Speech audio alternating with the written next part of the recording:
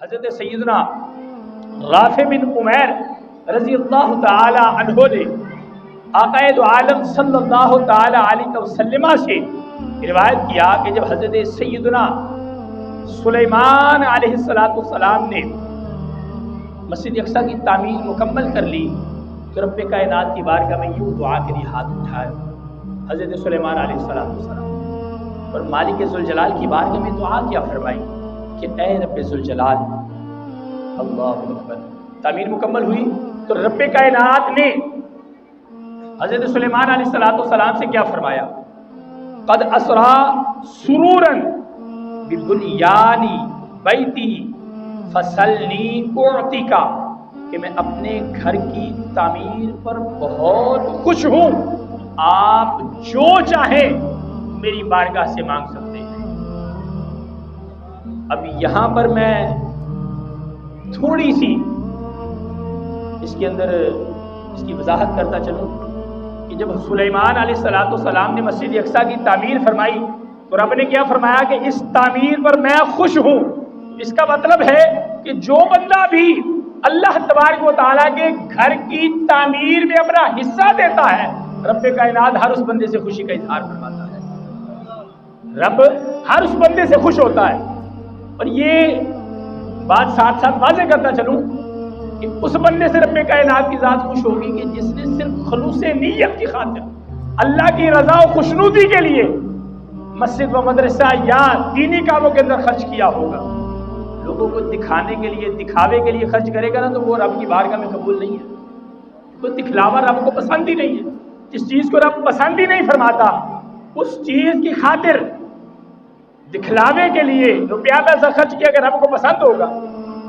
تو میں جو بات ذکر کر رہا تھا، حضرت سلیمان علیہ السلام نے جب تعمیر مکمل فرمائی تو رب کائنات نے فرمایا کہ میں خوش ہوں اس تعمیر پر، اب آپ جو چاہیں میری بارگاہ سے مانگ سکتے ہیں۔ تو حضرت سلیمان علیہ السلام نے رب کائنات کی بارگاہ میں یوں دعا کے لیے ہاتھ اٹھائے اور یوں فرمایا حکم یضاف حکما حکمہ کا وملک لا ينبغي لأحد من بعدی ومن اتا هذا البیت لا يريد الا الصلاة فیہ خرج من ذنوبہ کیومی ولدتہ امہ۔ اے اللہ میں تیرے سے 3 دعائیں کرتا ہوں، تیری بارگاہ میں 3 دعائیں کرتا ہوں کہ میرے حق میں وہ 3 دعائیں قبول فرما لینا۔ رب کائنات نے فرمایا کہ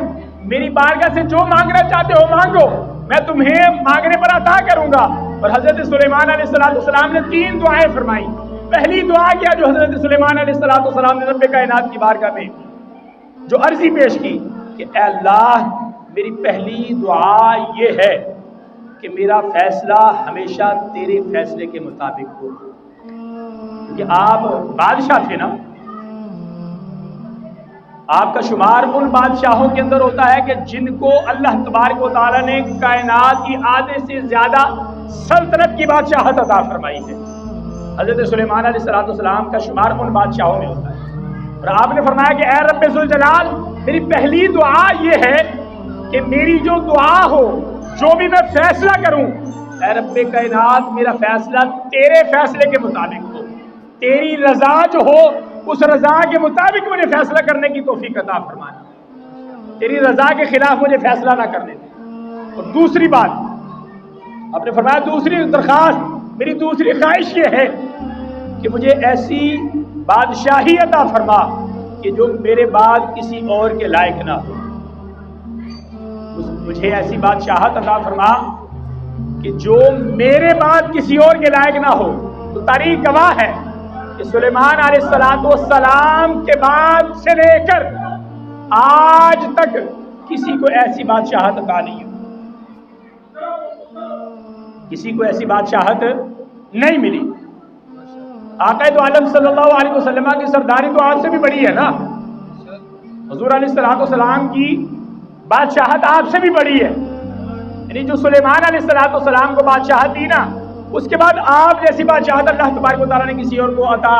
نہیں فرمائی، اور یہ دونوں دعائیں رب کائنات نے قبول فرما لی۔ اب تیسری دعا جو آپ نے فرمائی کہ اے اللہ میری التجا ہے کہ جو شخص بھی اس مسجد اقصی میں حاضر ہو اور صرف یہاں نماز پڑھنے کے لیے ہی آئے تو اس کا دنیاوی کوئی اور مقصد نہ ہو تو اس کے تمام گناہوں کو معاف فرما دے، اس کے تمام گناہوں کو معاف فرما دے۔ یہ دیکھیے ذرا دوستان محترم، اللہ تبارک و تعالیٰ کے نبی جو ہیں وہ صرف اپنی اس قوم تک ہی محدود نہیں رہی بات،